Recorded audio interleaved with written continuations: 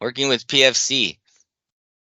Now we're going to talk about, we've essentially talked about the basic idea of the distinct element method and a little bit of the theory behind that.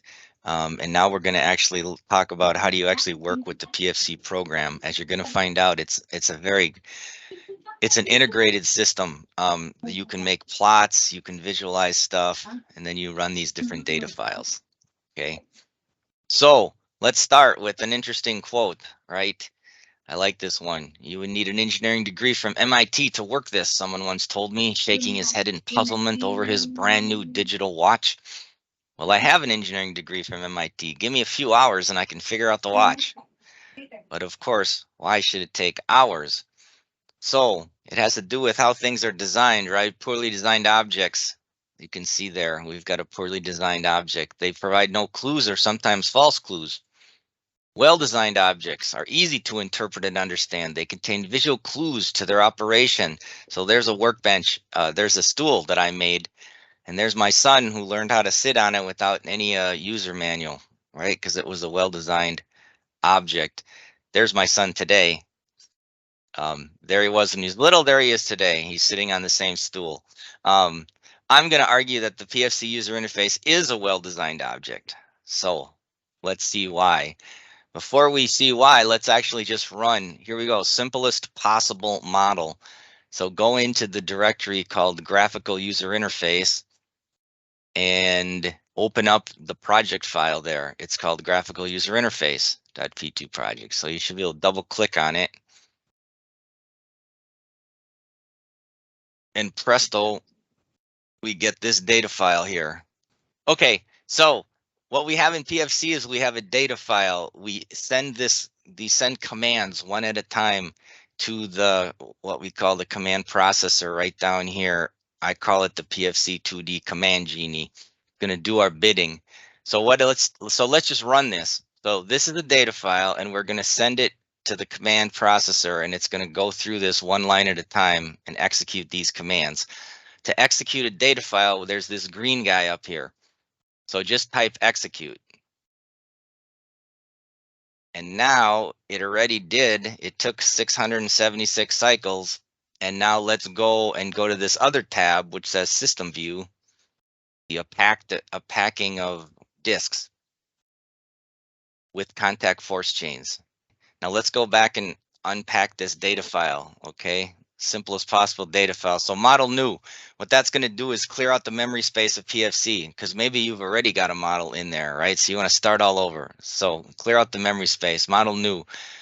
You have to give this command large strain. This basically is the way PFC typically runs. It means that there's unlimited motion. Particles can just move. It's not like they're all knit together. So you got to say large strain true. This is we have a random number generator in PFC. This is used, for example, when we generate a cloud of particles. We call the random number generator repeatedly to figure out what random position to put particles. Now that random number generator needs a seed number, and once you give it a seed number, it will generate an infinite sequence of random numbers, but it will always generate the same sequence for the same seed number. If we do this, then all of us should get the same picture on our screen because we're all using the same set of random numbers when we do the generation. Now you might say, I don't remember, what is this model random? So notice, do this, select it with the left finger, or select over model random, and you should be able to hit the F1 key. And when you hit the F1 key, you should get into the manual, and it should be appearing here, and you should see this. You would see here it is, the model random command. So title, this is a string. Notice that strings are highlighted by default in green. It has to be enclosed by a single or double quote. This is the title that's now associated with the model. It's going to come up in plot views. It's going to come up when you save and restore. So now we have this title. It's always good to give it a title, right? So in my case, tight packing of balls into box. Then there's this thing called a domain. Basically, this describes in global coordinate space the universe in which all the particles will always have to lie, okay? And this is going x min, x max, y min, y max. So we're going to go from minus 10 to 10 and minus 10 to 10. Now since we're giving some kind of numbers, the question is, what are the units that we're working in? PFC doesn't care about units. It doesn't know about units. And so it's up to a user to define a consistent system of units. In all the examples you're going to see from me, I always use SI units, kilograms, meters, things like that. So this is making this box, this domain box, that's going from, minus 10 to 10 and minus 10 to 10. This is being done because it's allowing us to use what we call a cell space to do very quick checks to determine when new contacts form. And let me just show you what that actually means. So let's say this is our domain right here. I'm gonna get rid of the fill. No fill line. Let's make this thing thick and black. So let's say this is our domain, right? And let's say we have some particles in our system right here. I'm going to make it yellow. I always like to use yellow. Okay, and let's say there's a whole bunch of, yeah, they could be any shape. Let's say there's a bunch of them sitting over here. And let's say there's only one sitting down here, okay? So what we're going to do is create a cell space. So a cell space, what it's going to do, it's going to divide this thing up into 4 pieces. Okay, and then it's going to keep on subdividing this thing locally until it gets maybe 10 or 15 particles in each box. So in this case, it says, oh, I got to subdivide this one further. And then it's going to turn this, whoops, it's going to turn this into this. And then I think you get the idea. Then it might go like this and subdivide this one and this one. Now, why do we do this? We do this because now, remember, during every time step, we have to say, are there new contacts that have formed? If you just go, what you could do is go to each particle and then search the list of all the remaining particles to see if you're overlapping them. If there are n particles in the system, it's going to be what they call order n squared, which means the number of operations, right? Because you go to particle 1 and you do n searches, and then you go to particle 2 and you do n searches, and there's n particles, so n squared operations. So if you do such a thing and you start to get thousands of particles, it gets really, really slow. So what you do is you have this cell space in the background, and then what you do is you say, oh, let's say I'm searching for this particle right here. So we're searching for this guy, right? Or who's in contact with that guy.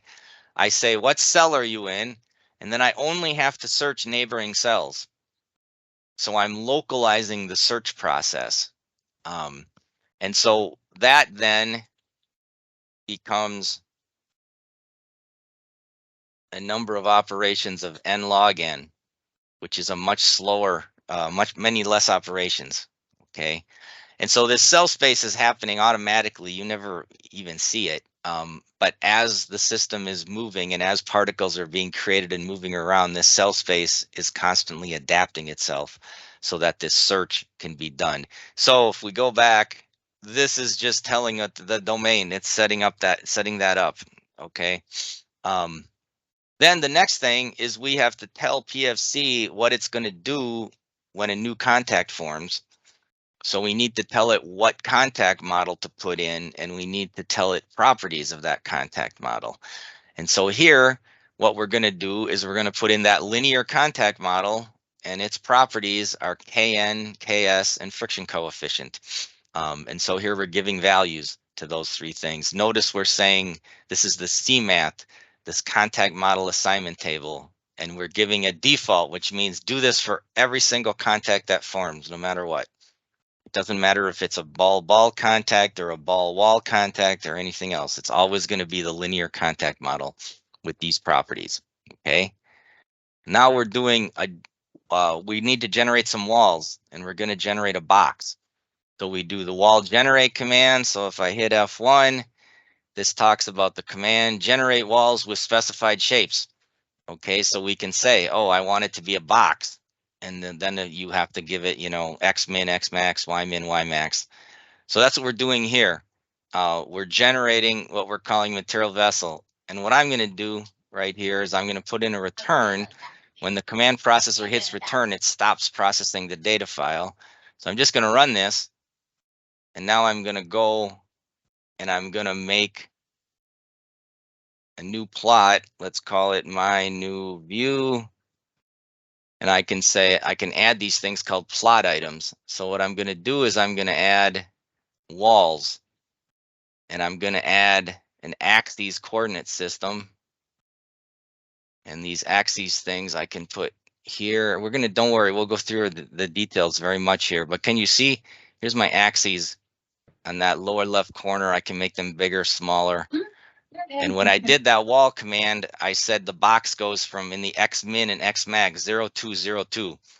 So this looks right. This goes from 0 to 2 in the X and 0 to 2 in the Y. So there's our walls. I can also look at the domain, which is much bigger. And I can say, boom, there we go. So there's my box with my walls. But remember, it's in this domain that goes from -10 to +10, -10 to +10. Okay. So I can see what I'm doing so far. I'm going to zoom into this. And I get rid of my return. And now I'm going to generate a cloud of particles. And so there's this distribute command. And so if I'm going to generate a cloud of particles, I got to say, where do I generate them? So I want to generate them in that box region. And then what I'm going to do is I'm going to give a size distribution. So my radiuses are going to go from 0.09 to 0.09. They'll all be the same.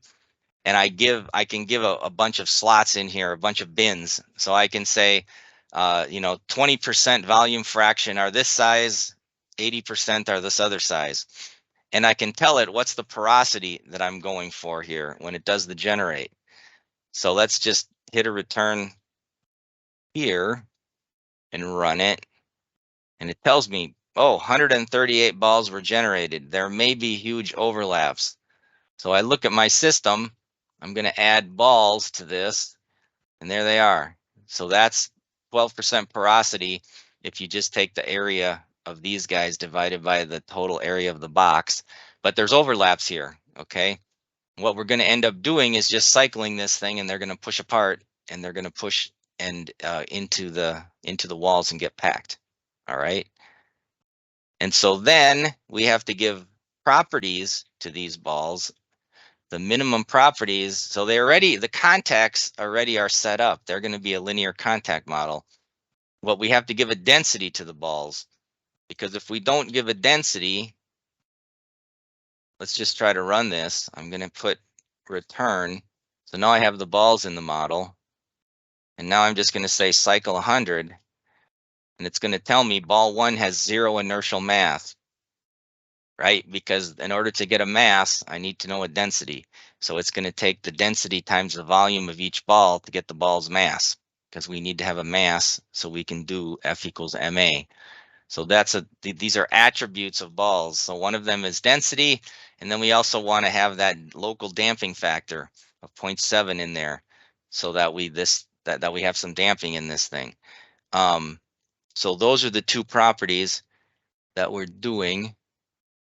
And then, so we can say pause at that point. That means the data file is going to run to that point, and then it's going to say type continue to move on.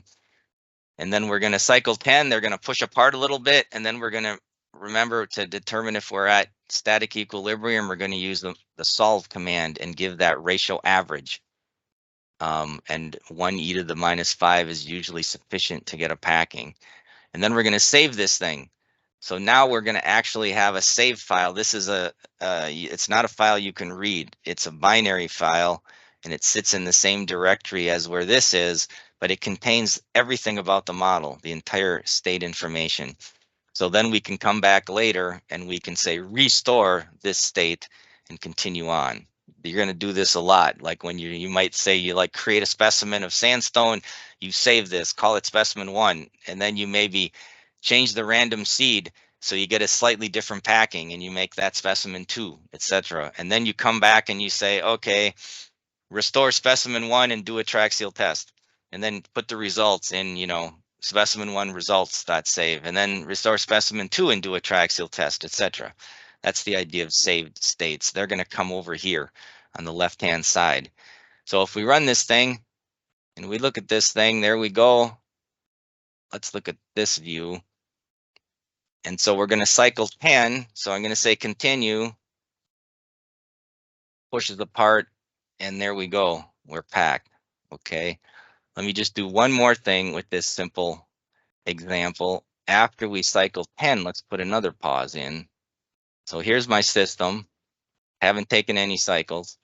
Notice up here, it's telling me how many cycles it's taken. Cycles, we also call them steps. So I'm going to say cycle 10, and you're going to see immediately there's big, huge contact forces because all those overlaps, right? And then as we continue to cycle, they're going to push, they're going to go into contact with the wall, etc. So continue, and there we go. Okay. So this is a big, quick overview of the basic idea of what we're going to be doing when we're working with PFC. Okay.